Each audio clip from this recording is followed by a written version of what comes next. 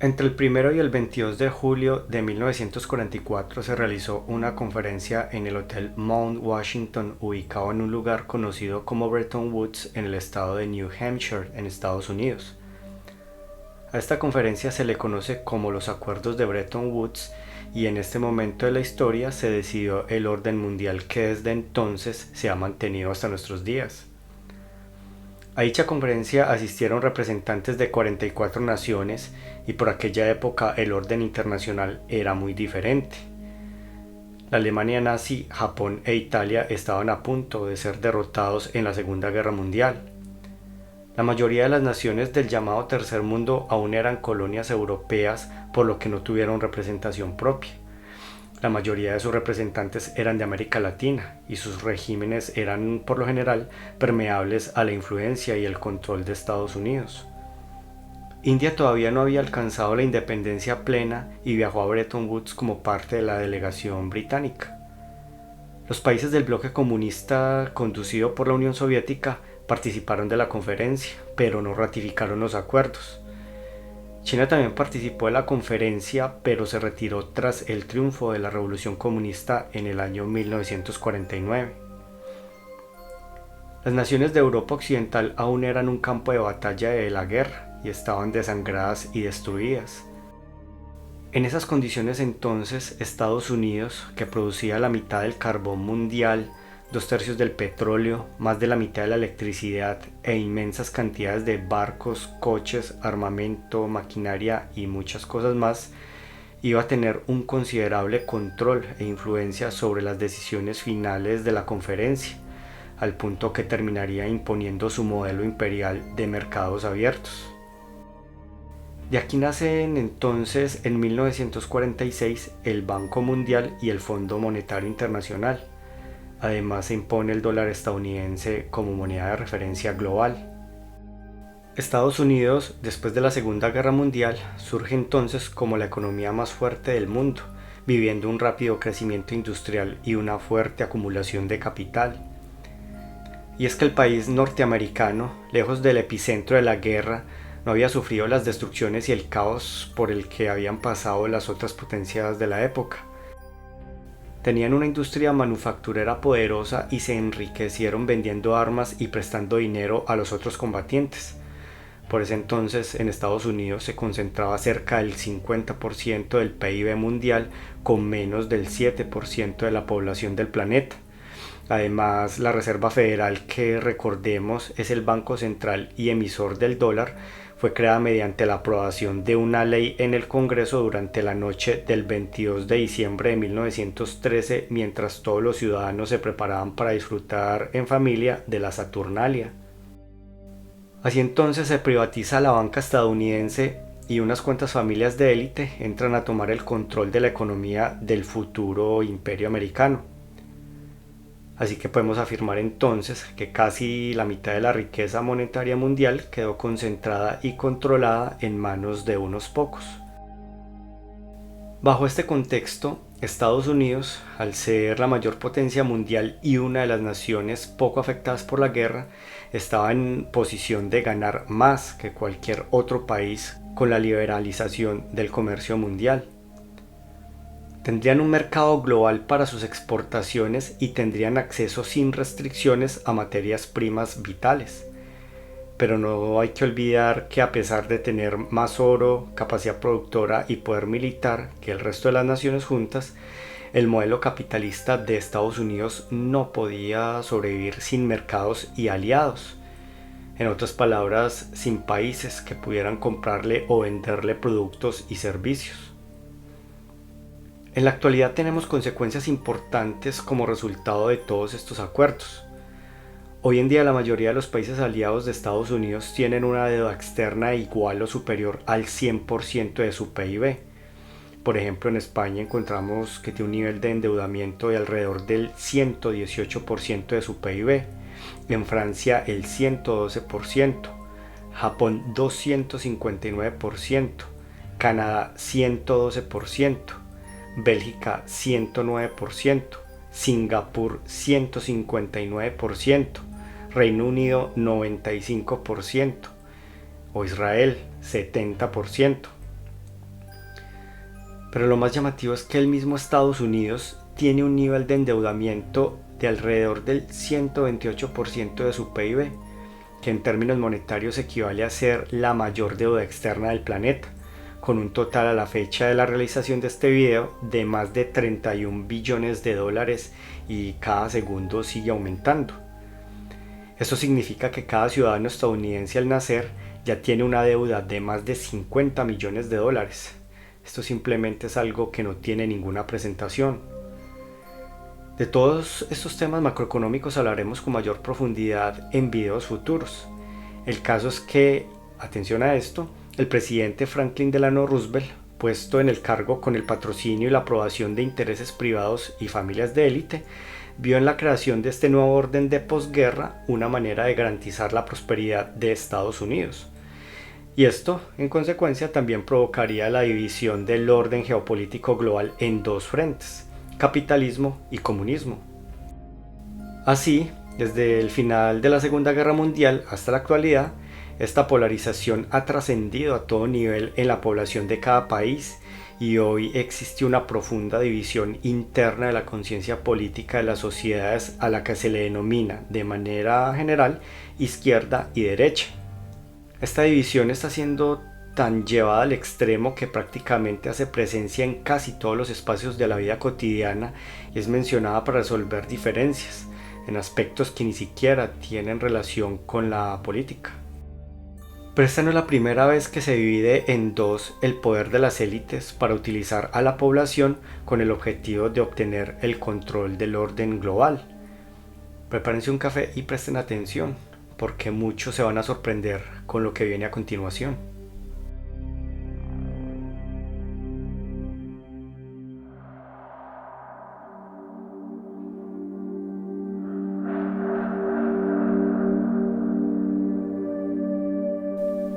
Hola amigos, saludos a todos. La expresión nuevo orden mundial se ha usado en geopolítica e historia reciente para referirse a un supuesto nuevo periodo histórico caracterizado por cambios dramáticos en las ideologías políticas y en el equilibrio de poderes a nivel global. En el ámbito popular, el término se utiliza como parte de diversas teorías de conspiración, así como en relatos apocalípticos relacionados con las escrituras bíblicas. El uso más amplio y reciente de esta expresión se origina sobre todo con el final de la Guerra Fría. Los presidentes Mikhail Gorbachev y George Bush padre usaron el término para tratar de definir la naturaleza de la posguerra y el espíritu de cooperación que se busca materializar entre las grandes potencias. El mal uso de esta expresión, sobre todo por parte de los conspiranoicos, ha llevado a ser ridiculizada y por tanto cualquier asunto relacionado con el orden mundial es de inmediato desacreditado y no tenido en cuenta por la mayor parte de la población. Pero la verdad es que siempre ha habido un orden mundial, el cual depende del imperio que se encuentre dominando los principales aspectos que controlan el territorio y por ende la economía, la política, la guerra y sobre todo a la sociedad. Como hemos visto en capítulos anteriores, a partir de la conversión de Constantino I al cristianismo en el siglo IV, en el Imperio Romano surgió el problema de la relación entre el poder temporal y el poder espiritual, es decir, se trataba de quién gobernaba en nombre de Dios, si el Papa o el Emperador. Con la caída del Imperio Romano de Occidente en el año 472 de nuestra era, ocurre la eliminación del poder imperial. Esto inicialmente permitió al Papa afirmar su independencia, pero con los ataques de los pueblos bárbaros en Italia se vio obligado a pedir ayuda a Carlomagno para poder derrotarlos militarmente y esta decisión tuvo como consecuencia la creación del Imperio Carolingio.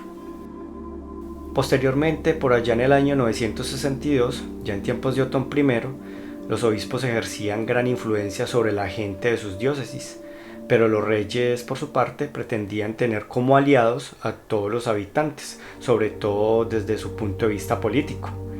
Buscaban tener la posibilidad de elegirlos para entregarles cargos eclesiásticos, es decir, de investirlos para prácticamente asegurar su fidelidad. Es por ello que el Sacro Emperador fue tomando mayor poder y se autoatribuyó el derecho de elegir a obispos e incluso de la elección papal. y nombró a muchos dentro del imperio, reafirmando la superioridad de su poder sobre el poder del Papa. Sin embargo, este dominio de los laicos sobre el clero provoca una reacción de la Iglesia que inicia a mediados del siglo XI con la Reforma Gregoriana, implementando medidas progresivas como la del año 1059, en la que el Papa Nicolás II reserva la elección del Papa al Colegio de Cardenales, o la del año 1075, en la que Gregorio VII afirmó en el Dictatus Papae que él era el único que poseía un poder universal superior al de los soberanos y le retiró a la realeza imperial el poder de nombrar obispos. Así comenzó una feroz lucha entre el papado y el emperador que los historiadores han llamado la Querelle des Investitures o pelea de las investiduras. El episodio más famoso es la excomunión del emperador Enrique IV y su penitencia en Canosa para obtener el perdón papal. Al final de este conflicto, el papa logra escapar de la supervisión imperial. En 1122, por el Concordato de Worms, el emperador aceptó la libre elección de obispos por parte de la Iglesia Católica, compromiso que marcaba así la derrota del imperio. Con este hecho, la realeza romana, mayormente concentrada en Venecia y en el norte de Italia, intenta recuperar los antiguos poderes que tenía en tiempos del Imperio Romano, y en el año 1139 el Papa Inocencio II organizó el Segundo Concilio de Letrán, en el cual mostró su intención de aspirar a gobernar el mundo, declarando: Roma está a la cabeza del mundo. Entonces, en todo el mundo cristiano comienza a reivindicarse la libertad de la Iglesia, principalmente para nombrar sus funcionarios. Tratan de dignificar la vida moral de los clérigos, condenando la simonía, el nicolaísmo e imponiendo condiciones y exigencias extremas, como el celibato, para dificultarle a la realeza nombrar a sus seguidores políticos laicos en cargos de la Iglesia. Todo esto con el objeto de fortalecer la autoridad papal en contra de la voracidad y codicia de los príncipes imperiales. Así, en la segunda mitad del siglo XI, con el auge de las ideas escolásticas, quedará afirmado el concepto de que el poder de la Iglesia es superior a cualquier potestad terrenal. Desde la época del Papa San Gregorio VII en el siglo XI hasta el Papa Bonifacio VIII en el siglo XIII, el papado lucharía tenazmente contra el imperio, no solo para evitar su absorción, sino para lograr la supremacía pontificia. A este proyecto se le conoció como Dominium Mundi. Un reformador religioso italiano llamado Arnaud de Brescia, que defendía el ideal de pobreza, criticó la riqueza y la corrupción de la Iglesia y pedía la renuncia del Papa. Esto llevó a unas revueltas en Italia que inestabilizaron el poder católico y por lo cual el Papa Eugenio III debió solicitar la ayuda de Federico Barbarroja. Arnaud es capturado, condenado por un tribunal eclesiástico bajo el cargo de herejía, es ahorcado y luego quemado, y para evitar que sus cenizas fueran veneradas como santas, estas fueron arrojadas al río Tíber. Barbarroja, de la Casa Real de los Hohenstaufen, en acuerdo con el Papa para recuperar y regresar los estados pontificios a la Iglesia, como efectivamente sucedió, sería coronado en retribución como sacro emperador en el año 1155. Y aquí de nuevo empiezan los problemas. En la época del reinado de Federico I Barbarroja, la idea imperial llegó a su madurez, resaltando una continuidad en Europa desde la época romana, a través del eslabón carolingio. De hecho, Barbarroja se refería a Carlomagno como modelo de emperador y lo hizo canonizar en el año 1165, sin los debidos requisitos, por supuesto. Se empiezan a utilizar también a favor del imperio las ideas y las tesis sobre la soberanía pública que tienen los emperadores, y esto se hace a través del redescubrimiento del derecho romano que hicieron los juristas y políticos europeos del siglo XII. De aquellas tesis se deducía la unicidad y el carácter universal del imperio, considerado como, atención a esto, un proyecto de dominio mundial que simboliza toda la época. Dadas estas premisas, se pensaba entonces en la corte de Barbarroja que el Sacro Imperio Romano Germánico, establecido directamente por la voluntad divina como forma de organización política de la humanidad, era sagrado y la realeza, movida por sus intereses políticos, se declararon como supuestos sucesores del antiguo Imperio Romano. Así entonces, la reconstrucción de las monarquías europeas imperiales formadas por familias nobles franco-germanas consideraron también ir en contra del ambicioso proyecto Dominium Mundi de la Iglesia Católica, conformada por las gens romanas. Por esto, tanto Barbarroja como su hijo y sucesor Enrique VI imaginaron un imperio temporal universal, a cuyo frente se ubicaría un emperador con autoridad suprema, superior al poder de los reyes diversos o reyes locales, y para ellos esta autoridad suprema sería necesaria, pues se pensaba que el poder imperial, manteniendo sometido al Papa, era la forma de mantener unida a la vez a la cristiandad en espera del anunciado fin de los tiempos que nos ha profetizado la Biblia. Para contrarrestar esto y aumentar la tensión del conflicto, por los mismos tiempos, aunque con algunos decenios de diferencia, se produce por parte de la Iglesia una sistematización del derecho eclesiástico que va a dar origen al llamado derecho canónico en toda su plenitud. La situación se agravó en el año 1157 cuando Orlando Bandinelli, futuro Papa Alejandro III, declaró en un consejo que Roma está tan bien dispuesta al lugar de Federico I, Barbarroja, que ella le concedería un beneficio mayor. El término latino beneficia tiene dos significados. Se puede entender como beneficios o bien se puede entender como feudo. La palabra traducida al alemán como Lehen quiere decir feudos. Entonces los miembros de la monarquía imperial entendieron que el Papa les entregaba a Europa como feudo, pero el futuro Papa Alejandro III entró en cólera y casi se desgarra por tal confusión, la cual incluso vio como una afrenta, pues la frase, común en la sociedad feudal, significaba verdaderamente que el emperador solo sería un vasallo o un servidor del Papa. Este incidente provoca la ruptura inmediata entre el Papa y el emperador, y por lo tanto se da comienzo a la fase violenta de la lucha entre la Iglesia y el Imperio. Entonces el emperador Federico Barbarroja, de la casa de los Hohenstaufen de Suabia, adoptó el nombre de Gibelinos para agrupar a todos aquellos partidarios que estuvieran a favor del poder imperial. Ante esta situación, para contrarrestar a los gibelinos y apoyar a la Iglesia, entra a tomar protagonismo en el conflicto la Casa de Wolf, también conocida como la antigua Casa de Baviera.